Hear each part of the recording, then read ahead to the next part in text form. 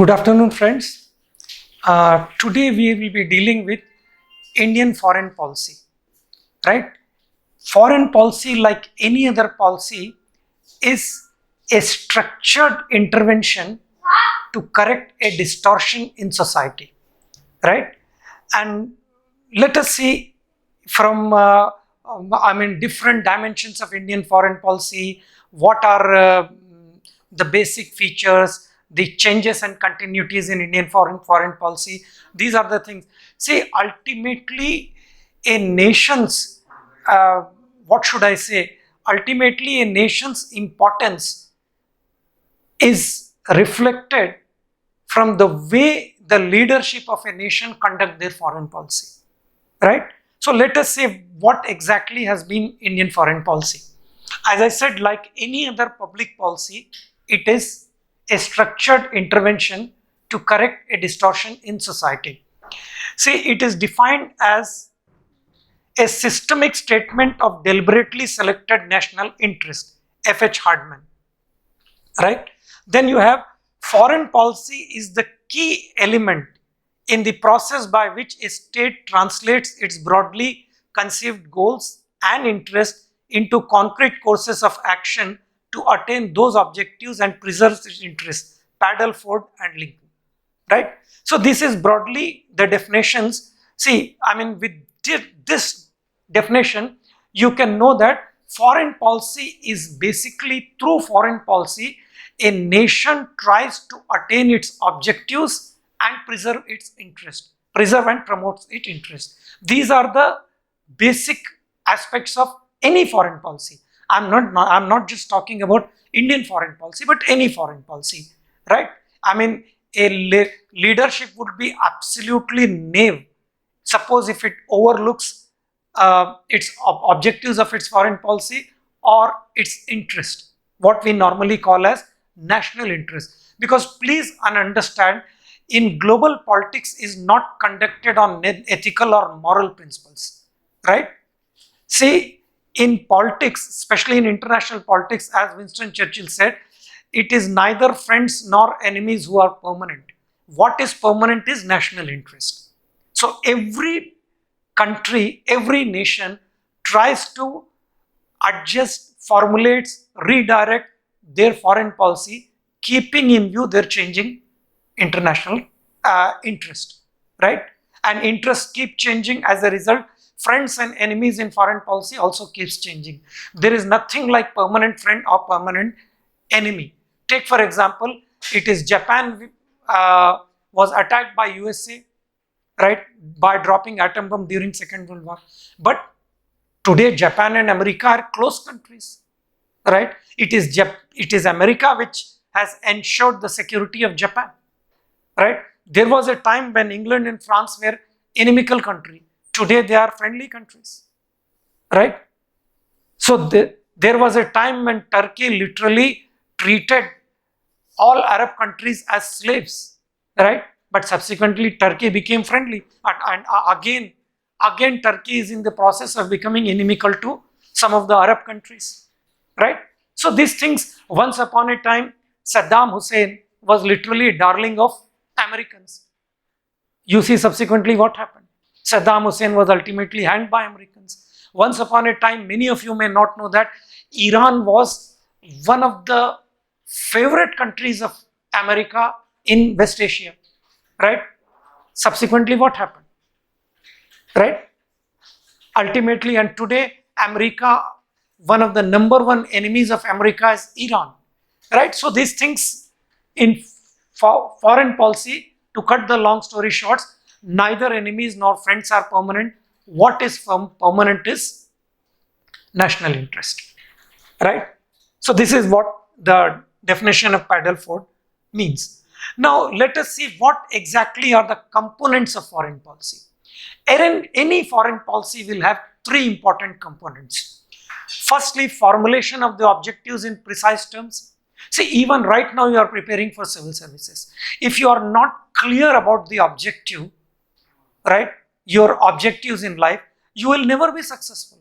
Suppose if you come and tell me, well sir, my objective is to become district collector or a civil servant. If not that, I will become a professor. If not professor, I'll join state services. If not state services, I'll become a school teacher. If not school teacher, I will become a model. If not model, I'll join films. If not films, I will do business. If this is the kind of approach you have, especially in foreign policy, you will end up nowhere.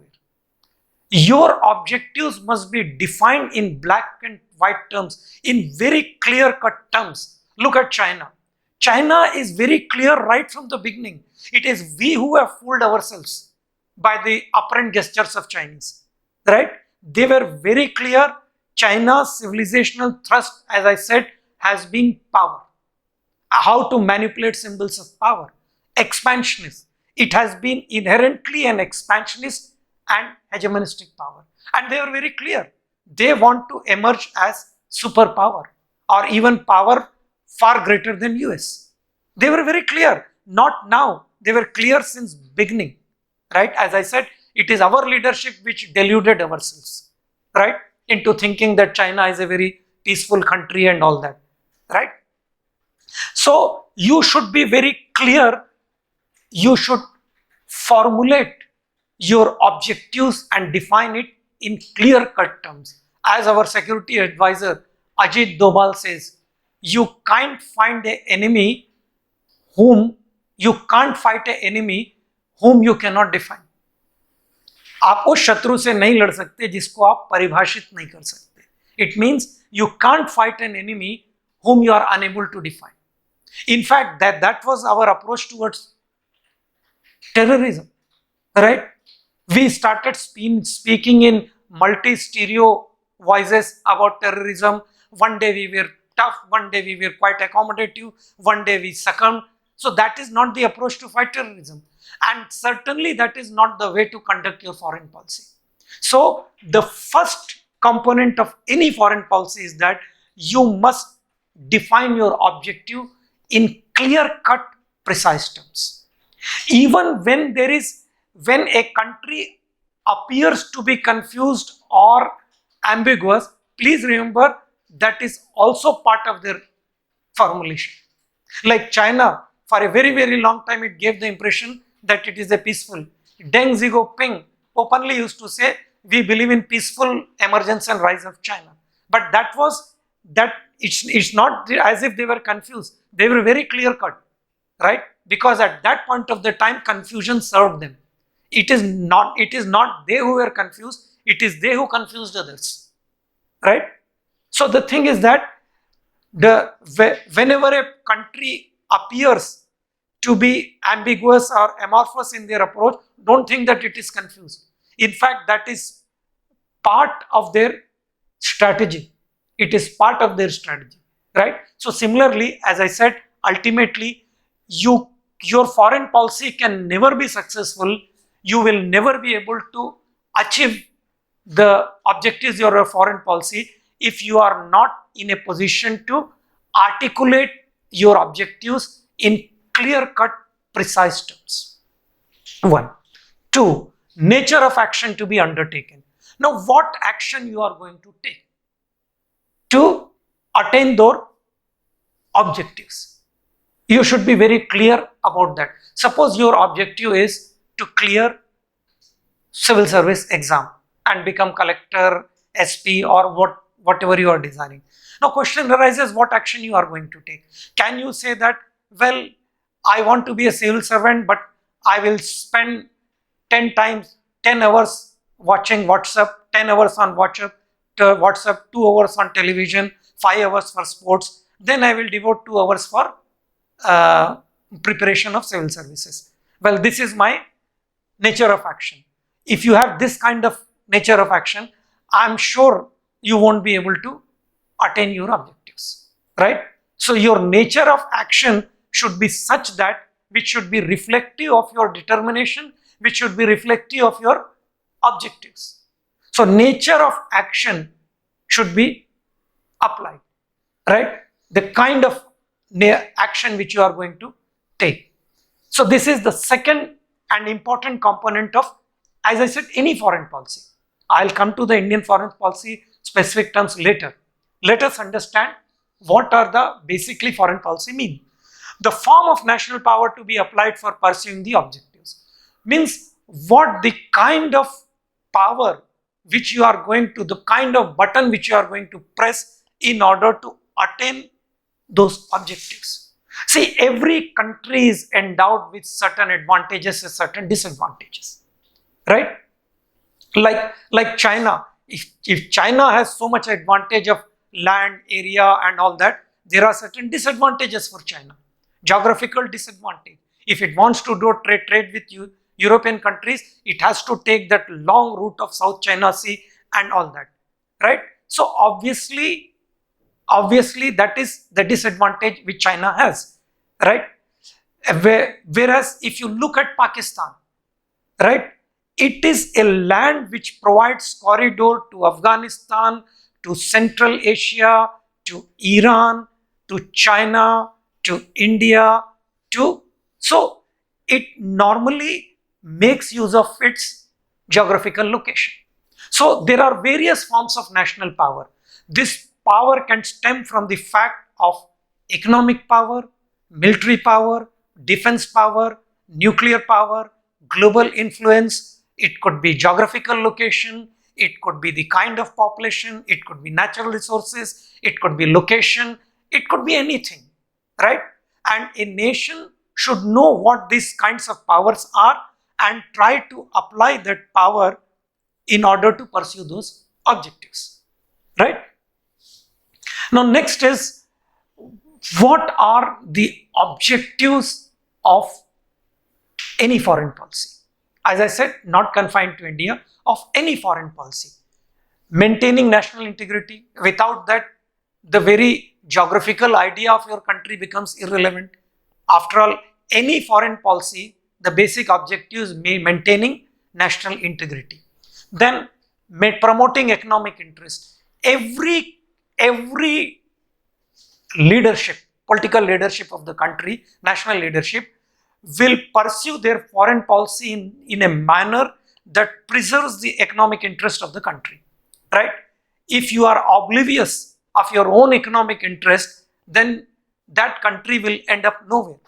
After all, you tell me, where is the need for our present Prime Minister to go to countries like Kazakhstan, Uzbekistan, Kyrgyzstan, Oman, Burma, or Mongolia? Where is the need for him to go to all these countries? Which Prime Minister has gone, right? The primary reason is that we require access to Central Asian republics for our energy security. We want Chabahar port to find access, what we call North-South corridor, right up to Russia. Why the present Prime Minister doing all this? It is to promote our economic interest, right? And every country does that. It's not that our Prime Minister is doing. If a particular head of the nation does not do it, I mean, the less said the better about such leadership, right? Then providing of national security.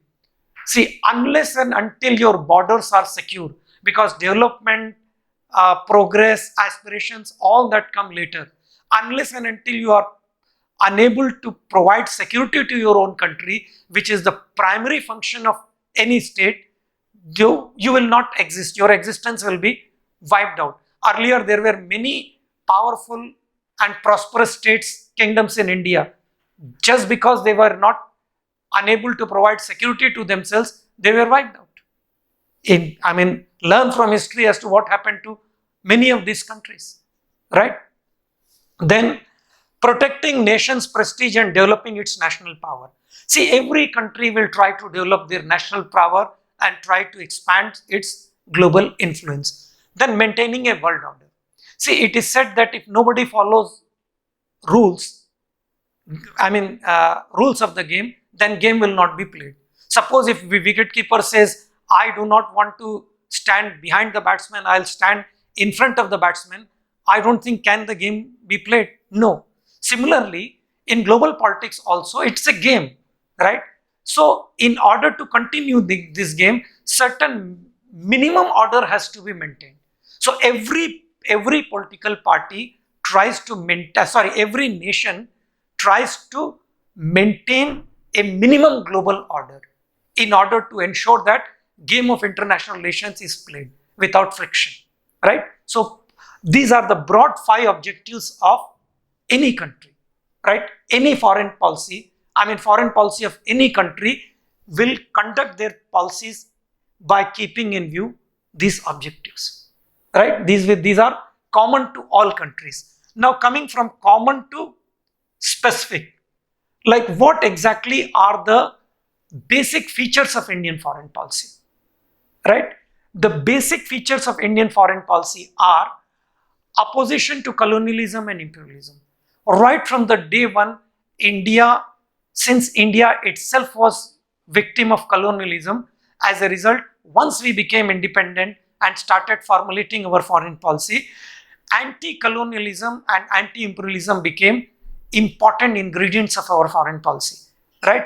That is, since we ourselves were victim, that's the reason why we supported liberation struggle in all the countries, whether Angola, Algeria, you take any country, India supported, or Namibia, anywhere, India supported liberation struggle, right? So anti-imperialism, anti-colonialism became important ingredient of Indian foreign policy, right from the day India got independence, or even earlier also, right?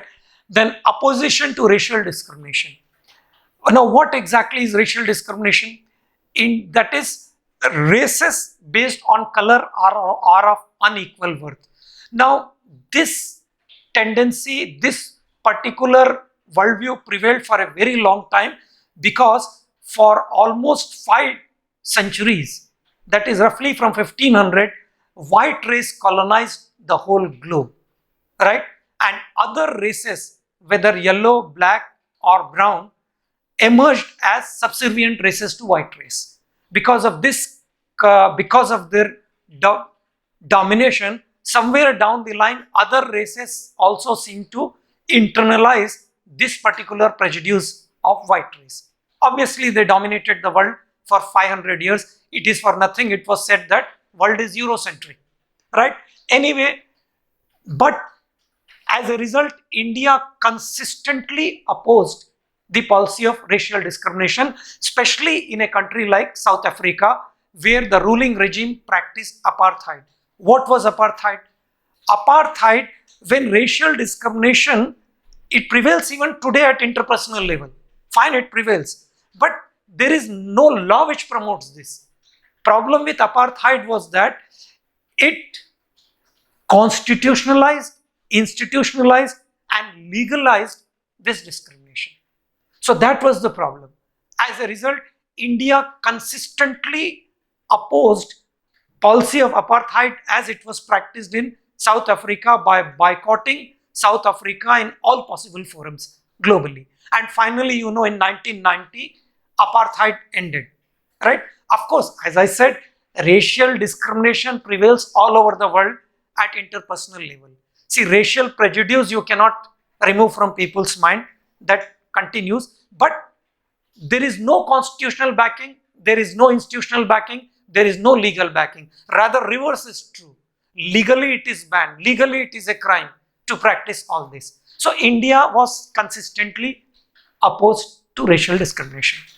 Promotion of international peace. As I said, Indian foreign policy has always been aligned to solution, to peace and to friendship, rather than to problems and to conflicts. It has always been conflict resolving foreign policy. As a result, because we always believed in peace, we always believed in peaceful borders, peaceful relations with neighbors and all that. So this also was important aspects of Indian foreign policy. Now next is Panchashil. Panch means 5, Shil means principles. This is the agreement which we signed with Communist China in the year 1954. It was signed between Pandit Nehru and Zhou Enlai. Now what was this Panchashil? Mutual respect for each other's territorial integrity and sovereignty. Means we will respect each other's territorial sovereignty and integrity. Non-aggression, We will not commit aggression against each other. Non-interference in each other's internal affairs. Equality and mutual benefits. Peaceful coexistence. These were the five. This was famous or infamous Panchashil agreement which Pandit Nehru signed, and you know subsequently what happened. Within 6 years, 6 or 8 years, China stabbed us in back and violated perhaps each and every principle of peaceful coexistence. There is no point in saying that, well, we were taken aback and other things, right? Such excuses do not work in international relations, right? You will be considered as a fool if you give this kind of lame excuses, right? You should have been prepared. India was far better prepared. It is not Indian soldiers, but it is India's political leadership which let down India. So this was Panchashil, which again was important principle of our foreign policy. Then what is Commonwealth? Commonwealth basically means it was some sort of a grouping of all those countries that were once part of mighty British Empire. That means the countries that were colonized by England. That is called as Commonwealth. So after independence, India was in a dilemma whether to join Commonwealth or not. Finally, Pandit Nehru decided, and rightly so, that India will be member of Commonwealth. It in no way it compromised with our sovereignty, right? Because many Commonwealth countries continued to consider Queen of England to be the head of the nation, right? Whereas India is a parliamentary system where head of the nation is president and head of the government is prime minister. Our membership of Commonwealth was simply informal. It is some sort of an informal. India consider it to be simply symbolic and informal association of erstwhile colonies. So in no way here, perhaps very rarely I agree with Pandit Nehru. This is one area where I am in total agreement with him. That is our relationship, our association with Commonwealth or our membership of Commonwealth in no way compromise with our sovereignty. The non-alignment. Here it requires explanation. Now what exactly is non-alignment? Non-alignment is a term often confused with terms like neutrality, equidistance or isolation, right? Normally it is confused with these three terms. But let me tell you, non-alignment neither means isolation, nor it means equidistance, and not neutrality. Non-alignment is something very, very different. Now let me take you back to Cold War. Please hear my lecture on Cold War, right? Lecture on Cold War. There I have explained that after Second World War, world was no more Eurocentric, it became bipolar. Bipolar in the sense completely divided between these two superpowers, Soviet Union and America, right? And it appeared that they were sucking one country after another, creating zones of influences. So there were countries like India, Yugoslavia, or this one, Egypt, or Indonesia, which felt that, well, we should not view international politics in this binary, that either this side or this side, right? We should promote peace by building bridges of understanding rather erecting walls of separations, right? What does it mean? It means we will neither be part of any of this bloc politics. We will stay away from this Cold War, right? We want to stay away to pursue a very, very independent foreign policy. This is what non-alignment meant, right? It neither means isolation, nor neutrality, not even equidistance from both the superpowers, right? So actually what does it mean? As I said, there are many concepts. Before explaining them, you have to tell them what they are not before telling them what it is. So I have already told you what non-alignment does not mean. Now let me explain you what does it mean. Global scenario I have already explained of Cold War. Now non-alignment basically means, I suggest you write down, I'll repeat. Non-alignment basically means staying away from military pacts like NATO and Warsaw Pact. Staying away from military pacts made in the context of Cold War, number one. Two, pursuing an independent foreign policy by not aligning with any of the superpowers, right? And third, judging each international issue on its merit, keeping in view our own national self-interest, right? I will not repeat. You simply, rewind it and once again listen to the meaning of non-alignment. So non-alignment basically meant staying away from Cold War, right? That is not becoming, that does not mean bilateral defense treaties are ruled out. No, it only means those military pacts which are made in the context of Cold War, staying away from them. Staying away from, like NATO and Warsaw Pact. I mean, if you want to know more about this, please hear my lecture on Cold War, right? So staying away from Cold War, pursuing an independent foreign policy, staying away from military blocs, staying away from military pacts made in the context of Cold War. Now it is, with this, it does, as I said, it does not mean isolation, neutrality or equidistant. It means actively participating in global affairs, playing a significant role. And it does not mean equidistance. It means taking a stand, bold stand, right? Korean crisis, the classic example is Korean crisis. During that crisis, what happened? India supported the American resolution which branded northern part of Korea. At that time it was one Korea. Northern part of Korea as aggressor on South Korea. So India sided with that. After a week, when America moved a resolution saying that branding China as the aggressor in that war, right? India opposed that resolution. It was test of our non-alignment. They said, we will judge. Then America questioned, they said, what about your neutrality, right? You wanted to stay away from Cold War. Here you are siding with China.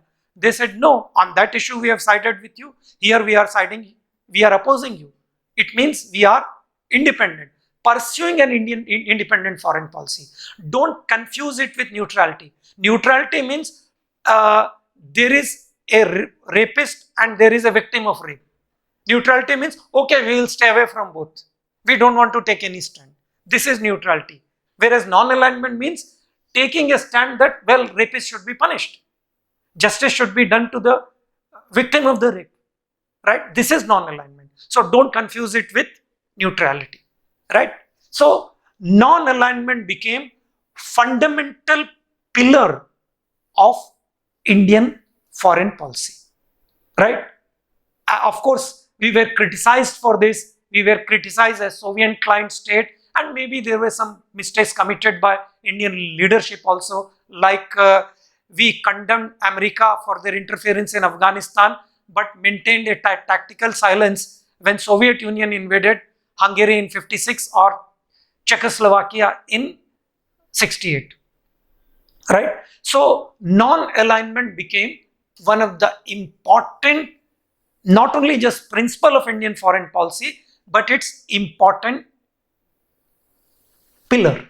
Rather, it became fulcrum of Indian foreign policy, and we pursued non-alignment for almost say 40 years. We pursued non-alignment. Now, what is the position of non-alignment now?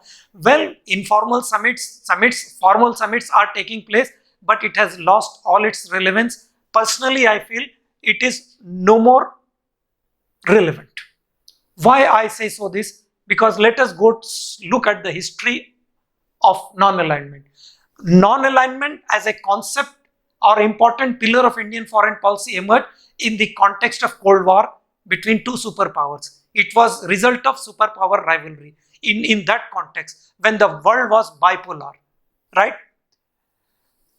Personally, I feel non-alignment has become dead, or if not dead, irrelevant in global politics. It is no more irrelevant. Of course, there are many congresses and communists who would like to dispute this argument and say that, well, non-alignment continues to be relevant, continues to be all that. Well, I mean, for such people, I can only say, go and start consuming pedigree, right? Because understand, the context has changed, foreign policy, global situations change. So non-alignment was relevant policy then, right? But today there is no point in becoming emotional that, well, Nehru formulated it, Nehru committed many blunders also, right? So let us see, it is no more relevant. If the question is asked on non-alignment, please write the following things: that it is, of course, you are free to write whatever you want, but if you want a sensible answer to be written, right, you should mention that it emerged in the context of Cold War, and Cold War ended with the collapse of Soviet Union. World today is no more bipolar, it is multipolar. So first thing has gone. Second, where is colonialism today? Where is imperialism today? Where is open racialism today? Where is Yugoslavia today? Where is Soviet Union today? Soviet Union got split into 16 republics. Where is Yugoslavia? One of the founding members of non-alignment, right? It is split into 6 different republics, right? Where is colonialism? Where is racialism? Where is imperialism? Where is superpower rivalry? Where is Cold War, right? And so I don't think non-alignment is relevant in today's context. Well, as I said, you are free to write if you feel, if you are so emotionally attached with that term, you are free to write that it continues to be relevant and all that. I will never question your right to be wrong, right? You have every right to be wrong. So it emerged.